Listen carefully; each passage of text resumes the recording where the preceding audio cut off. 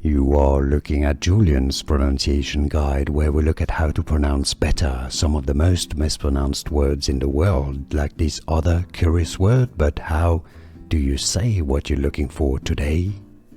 Let's learn once and for all how to pronounce the name of the French originally footballer who plays currently for Chelsea Football Club, defender, also French national team.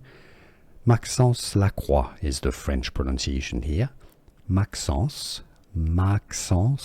Lacroix, not Lacroix. The Americans say Lacroix, that's a brand name.